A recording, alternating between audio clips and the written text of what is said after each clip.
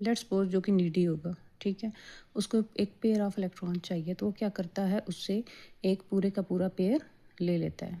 तो जो दे रहा होता है वो डोनर कहलाता है, और जो ले रहा होता है वो क्या कहलाता है, एक्सेप्टर कहलाता है। और एट द एंड जब ये बॉन्ड बनता है तो वो एक सिंपल कोवेलेंट बॉन्ड की तरह बिहेव करता है। लेकिन कोऑर्डिनेट कोवेलेंट बॉन्ड बेसिकली इसलिए कहते हैं कि यहाँ पर कोऑर्डिनेशन होती है दो एटम के बीच में, लेकिन एक जो है वो कम्प्लीटली दे देता है, डोनेट कर देता है, और दूसरा क्या कर लेता है, ले लेता है, ठीक है। और फिर इसको जो हम शो करवाते हैं, वो जो जब भी कोई भी एटम जो है वो क्या करता है, अपना एक पूरे का पूरा पेयर दे रहा होता है ना, इलेक्ट्रॉन का पेयर दे रहा होता है, तो उसको एक एरो हेड से शो करवाते हैं, जैसा कि आपको यहाँ पर दिखाई दिया हुआ है, ठीक है, कि एक टाइप ऑफ कोवेलेंट बॉन्ड है जिसके अंदर shared electron pair is donated by one atom only. एक ही एटम है जो कि अपना पूरे का पूरा पेयर है वो डोनेट कर देता है। क्लियर है। अब इसके अंदर इन्होंने जो एग्जांपल एक्सप्लेन की है वो कौन सी है, हाइड्रोक्सोनियम आयन की फॉर्मेशन है। अच्छा, यहाँ पे फॉर्मेशन ऑफ हाइड्रोक्सोनियम आयन बताई हुई है H3O पॉजिटिव, जिसके अंदर शो करवाया गया है स्ट्रक्चर के अंदर कि जहाँ पर H पॉजिटिव है और इसको पूरे का पूरा जो पेयर ऑफ इलेक्ट्रॉन है वो वाटर मॉलिक्यूल देगा।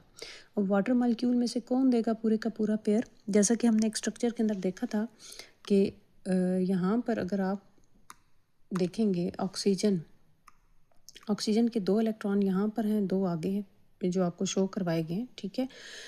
टोटल ऑक्सीजन के आउटर मोस्ट शेल में आपको पता है 6 होते हैं, ठीक है, 6 इलेक्ट्रॉन होते हैं, जिसके अंदर से एक हाइड्रोजन एटम ने लिया, दूसरा भी हाइड्रोजन, यहाँ पर देखें आपको हाइड्रोजन एटम है, यहाँ पे भी हाइड्रोजन एटम है, इन्होंने एक एक इलेक्ट्रॉन ले लिया, पीछे रह गए 4 इलेक्ट्रॉन।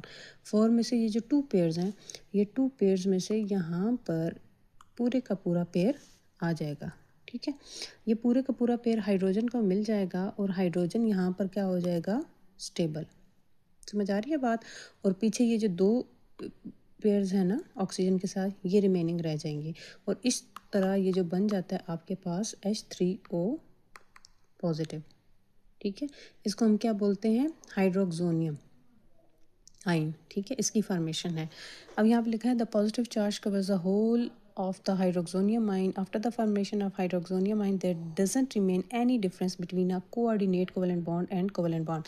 तो at the end ये जो बॉन्ड बन जाता है ये similar to the covalent bond होता है।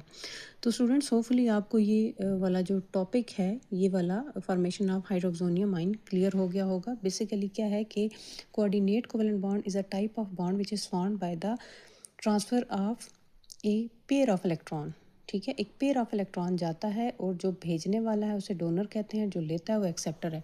अब यहाँ पर जो है ये क्या है, ये क्या है, डोनर है, ठीक है। ये जो हाइड्रोजन है H पॉजिटिव है, ये क्या है, एक्सेप्टर है। और फिर फॉर्मेशन क्या होगी, H3O पॉजिटिव की होगी। इसी तरह यहाँ पर हम कहते हैं कि भाई जब इसकी फॉर्मेशन होगी तो ये बिहेव करता है सिमिलर कोवेलेंट बॉन्ड की तरह, इसीलिए इसे हम क्या बोलते हैं, coordinate covalent bond.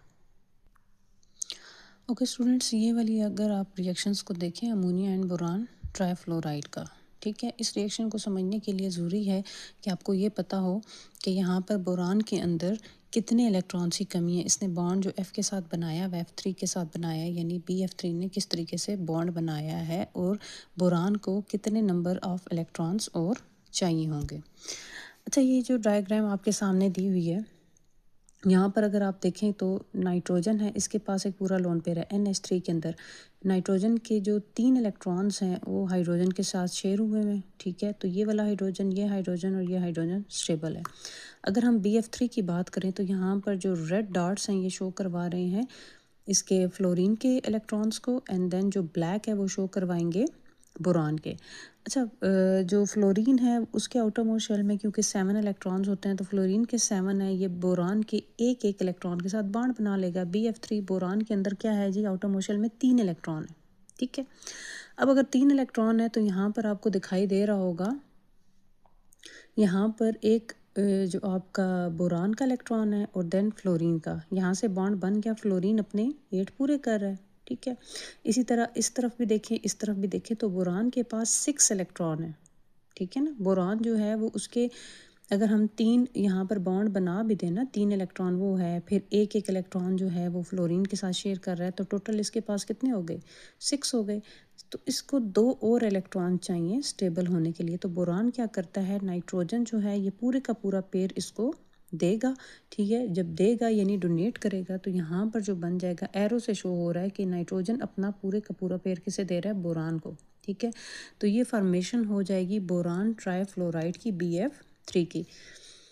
Same in the case यहाँ पर अगर आप रिएक्शन देखें अमोनिया का, अमोनिया रिएक्ट कर रहा है HCl के साथ। यहाँ पर आपको नज़र आ रहा होगा Hv पर पार्शियल पॉजिटिव है, Cl नेगेटिव है। हाइड्रोजन के पास 2 इलेक्ट्रॉन्स की कमी है। ये नाइट्रोजन क्या करेगा, पूरे का पूरा पेयर यहाँ हाइड्रोजन को देगा और एट देन जो बॉन्ड बनेगा वो NH4 बन जाएगा, ठीक है। NH4 पॉजिटिव और प्लस क्या हो जाएगा, Cl नेगेटिव। समझ आ रही है आप सबको ये बात। तो यानी कोऑर्डिनेट कोवलेंट बॉन्ड के अंदर जो एक मेन चीज़ है जो कि आपने याद रखनी है वो यही है कि कोऑर्डिनेट कोवलेंट बॉन्ड के अंदर एक कोई भी एटम है वो क्या करता है, वो अपने पूरे का पूरा जो पेयर ऑफ इलेक्ट्रॉन है वो दूसरे एटम को डोनेट कर देता है, ठीक है। और रीज़न क्या है, बॉन्ड फॉर्मेशन हमेशा उसका रीज़न हमने यही बताया है, स्टेबिलिटी को अटेंड करना, ठीक है। एटम्स जो हैं वो आपस में चाहे वो शेयरिंग कर रहे हैं, चाहे वो transfer of electrons single electron है या फिर पेयर है, तो ये सारे का सारा इसलिए होता है कि ये सब क्या चाहते हैं, स्टेबिलिटी चाहते हैं। तो जब यहाँ पर डोनेशन ऑफ इलेक्ट्रॉन हो जाती है और एक्सेप्टेंस हो जाती है दूसरे एटम से, तो एट द एंड ये जो बॉन्ड बन जाता है एटम्स के बीच में, ये कोवलेंट बॉन्ड की तरह ही बिहेव करता है। तो होपफुली स्टूडेंट्स आपको ये जो टॉपिक है और ये जो एग्जांपल्स हैं ये समझ आई होंगी। इसी तरह अगर आप इथाइल अल्कोहल के अंदर देखें, इथाइल अल्कोहल का बेसिकली फार्मूला क्या होता है, CH3CH2OH। यहाँ पर O के पास कितने हैं इलेक्ट्रॉन जो हैं, 2 और 2 4, ठीक है। इसी तरह हाइड्रोजन यहाँ पर H पॉजिटिव के साथ, तो क्लियर है, ये आपको पहले बताया था कि यहाँ से क्या होगा कि यहाँ से एक इलेक्ट्रॉन का जो पेयर है वो ट्रांसफ़र हो जाएगा हाइड्रोजन के पास, ठीक है, और ये इसके साथ मिलकर बॉन्ड बना लेगा। क्लियर है, ठीक है स्टूडेंट्स। तो इसके अलावा यहाँ पर जो फर्दर चीज़ें एक्सप्लेन की गई हैं वो वही हैं जो आपको पहले भी बता दी गई। इस पैराग्राफ के अंदर भी जो चीज़ें बताई गई हैं वो इनके एग्जांपल के तौर पे बताई गई हैं कि जो डिफरेंस आता है वो यही है कि जब एक पूरे का पूरा जो कोई भी एटम है वो क्या करता है, अपना पूरा पेयर जो है वो ट्रांसफ़र कर देता है दूसरे एटम को, और इस तरह दोनों के अंदर स्टेबिलिटी आ जाती है। यही मेन डिफरेंस है। और एट द एंड क्या करता है, जो बॉन्ड है वो बिहेव करता है similar to the covalent bond. तो ये था जी कोवलेंट बॉन्ड। इसके बाद हम इसकी एक्सरसाइज को देखेंगे, इसके स्ट्रक्चर्स को देखेंगे। होपफुली आपको आज का ये जो लेक्चर है वो क्लियर हो गया होगा कोऑर्डिनेट कोवलेंट बॉन्ड के हवाले से।